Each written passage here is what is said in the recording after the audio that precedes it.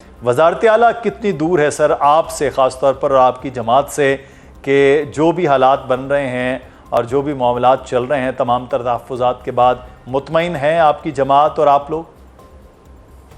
بہت شکریہ مدثر صاحب۔ بنیادی طور پہ جو الیکشن ہوئے ہیں، الیکشن کے نتیجے میں 24 میں سے 11 سیٹیں اس وقت پاکستان پیپلز پارٹی کے پاس ہیں، 10 نہیں ہیں، 11 ہیں۔ 11 سیٹوں کے اوپر پیپلز پارٹی جیتی ہوئی ہے۔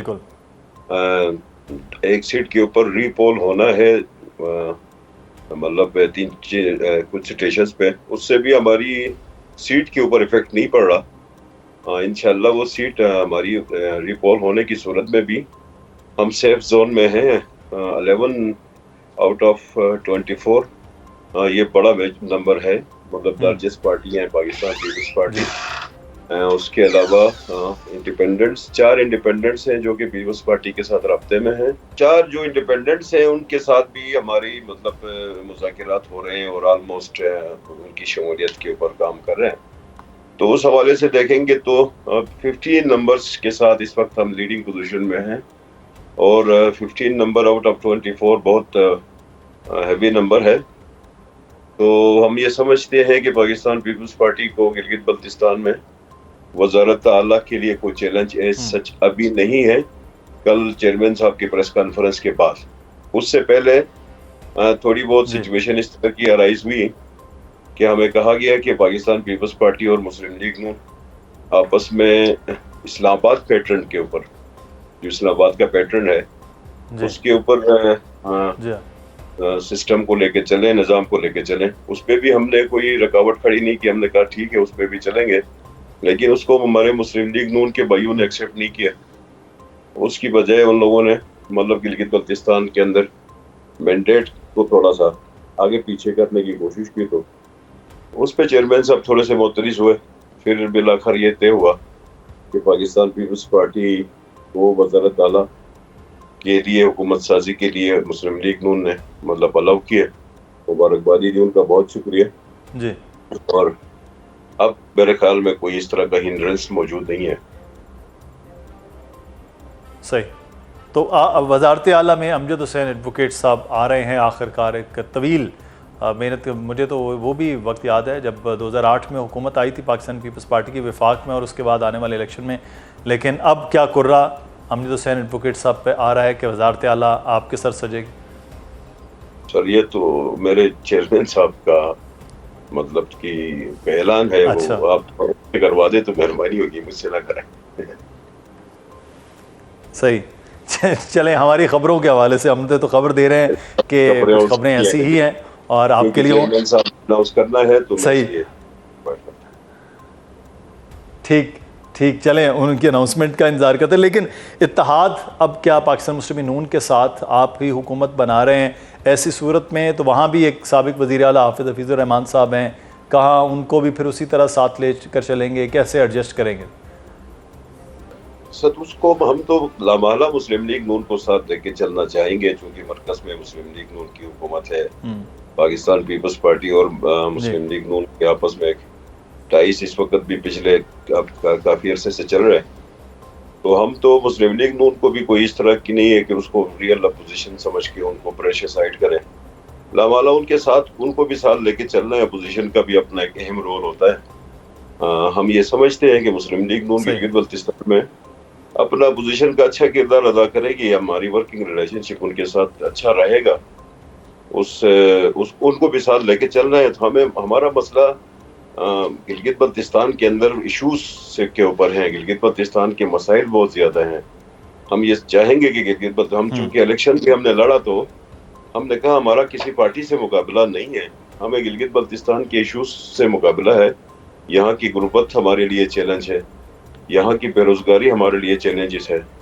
اچھا، یہاں کے اوپر بہت سارے جو معاشی معاملات ہیں، اکنامک معاملات ہیں، گلگت بلتستان کے اندر جو ڈیفیشنسیز ہیں، ہیلتھ کے اندر، ایجوکیشن کے اندر، اچھا انرجی کا کرائسس ہے بہت زیادہ، مطلب آپ کی بجلی کی لوڈ شیڈنگ ہے، اور گلگت بلتستان میں پوٹینشلز تو بجلی کا پوٹینشل بہت زیادہ ہے لیکن کرائسس ہے۔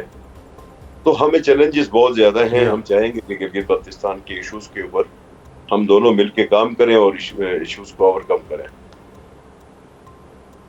صحیح. اچھا امجد صاحب، جو آپ بات کر رہے ہیں، ہم نے الیکشن میں دیکھا آپ کا باقاعدہ کوئی منشور نہیں تھا، حالانکہ Pakistan Peoples Party on paper اس طرح کی چیزیں بہت زیادہ لے کے آتی ہے. دو چیزیں تھیں جو بلاول صاحب کی تقاریر سے ہمیں نظر آ رہی تھی، ایک ہے حقوق اور دوسرا زمینی ملکیت کی بات کر رہے تھے. یہ بڑے میجر جو وہاں کے مطالبات تھے، انہوں نے اس کو بہت فوکس کیا تقاریر کے اندر. اس کے اوپر اب کیا آپ کام کر رہے ہیں کہ جو وعدہ تقاریر میں تھا الیکشن سے پہلے، گورنمنٹ بنانے کے بعد وہ عوام کو کس طرح سے ڈیلیور ہو؟ ہمارے 3 پوائنٹس کے اوپر منشور تھا جو کہ چیئرمین صاحب لے کے اس کو تھرو آؤٹ کمپین کیے. چیئرمین صاحب حق حاکمیت کی بات کرتے تھے، حق ملکیت کی بات کرتے تھے اور حق روزگار کی بات کی اس نے. تو ان 3 پوائنٹس کے اوپر گلگت بلتستان کی الیکشن ہوا ہے اور ہم نے ان 3 پوائنٹس کے اوپر ہی الیکشن لڑا ہے. تو ان 3 پوائنٹس ہی ہمارے منشور کا حصہ ہیں. براڈر پرسپیکٹ میں ان کے جو سب ہیڈس کے اوپر ہم اس کو جب ڈیٹیل کرتے ہیں تو اس کے اندر ساری چیزیں آتی ہیں. ہمیں حاکمیت کے حوالے سے ہم یہ سمجھتے ہیں کہ گلگت بلتستان چونکہ اس وقت بھی کانسٹیٹیوشنل لمبو میں ہے، اس کو کانسٹیٹیوشنل انکیڈرمنٹ کی ضرورت ہے. اور گلگت بلتستان کے اندر یہ تحریک چل رہی ہے کتنے عرصے سے کہ مرجر ہو گلگت بلتستان کا آئینی طور پہ اور آئینی اداروں کے اندر گلگت بلتستان کی نمائندگی ہو. تو کوئی یہاں پہ یہ جو تحریک چل رہی ہے یہ مرجر کی ہے، کوئی سپریشن کی نہیں ہے. یہ ایک عجیب سی تحریک بھی ہے. دنیا میں سپریشن کی تحریکیں چلتی ہیں لیکن گلگت بلتستان میں انٹیگریشن کی تحریک چل رہی ہے. تو یہ ایک اچھا سائن ہے، اس کو اپریشیٹ ہونا چاہیے تھا. تو چیئرمین بلاول بھٹو زرداری نے اس کو بڑا اپریشیٹ کیا. یہ ایک مومنٹ چل رہی ہے تو اس مومنٹ کو انٹیگریشن کی مومنٹ ہے تو اس کے لیے بھی مطلب پارٹی ہیڈز کی طرف سے اپریشیٹ کر کے اس کو منشور کا حصہ بنانا اچھی بات ہے. دوسری طرف حق ملکیت کی ہم نے بات کی تو یہ ہمارا منشور تھا 2020 کا. یہ دونوں منشور ہمارے 2020 میں بھی تھے. اس کے اندر ہم نے پروگریس کیا تھا. 2020 سے 26 تک ہم نے لینڈ ریفارم کیے تھے اور گلگت بلتستان کے عوام کو 28,000 مربع میل کا جو لینڈ ہے وہ گورنمنٹ لینڈ تھا، اس کو ہم نے کنورٹ کر کے پبلک لینڈ کرا دیا، عوامی زمین کرا دی ہے. تو یہ بھی ہماری بہت بڑی کنٹریبیوشن تھی. ہم نے اپنے منشور کے ایک حصے کو امپلیمنٹ کیا تھا پچھلے ٹینیور کے اندر 5 سیٹوں سے.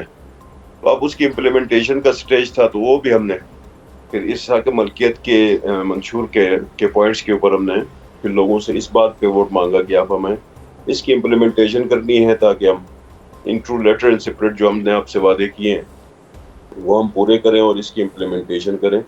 تو لینڈ ریفارم کی امپلیمنٹیشن کی بات کی. پھر فردر بلاول بھٹو زرداری صاحب نے حق روزگار کی بات کی. حق روزگار ہی سب سے بڑا امپورٹنٹ ایشو تھا ہمارا گلگت بلتستان کے اندر. آپ حیران ہو جائیں گے کہ اس وقت جو گلگت بلتستان میں بے روزگاری کا ریشو ہے وہ 80% سے ابو ہے، جبکہ پاکستان کے کسی بھی صوبے میں یہ 30% سے اوپر نہیں ہے. تو اس صورتحال میں مطلب روزگار دینے کے لیے پھر آپ کے پاس ہم چونکہ گلگت بلتستان بہت ہی زیادہ امیر خطہ ہے، رچ ریسورسز ہے اور حکومت کا کیا بجٹ کے اندر بھی تھوڑے سے ڈیفیسٹ ایشوز ہیں اور عوام کو بھی غربت کی سے بدحال ہے. مطلب آپ کے پاس ٹوریزم کا اتنا بڑا پوٹینشیل ہے، آپ کے پاس انرجی کا اتنا بڑا پوٹینشیل ہے، آپ کے پاس مائننگ منرل کا اتنا بڑا پوٹینشیل ہے. تو پوٹینشیل وائز ہم دیکھتے ہیں تو دنیا کے اندر یہ سب سے مطلب امیر ترین خطہ ہے. اور مطلب ان ٹرمز آف پھر لوگوں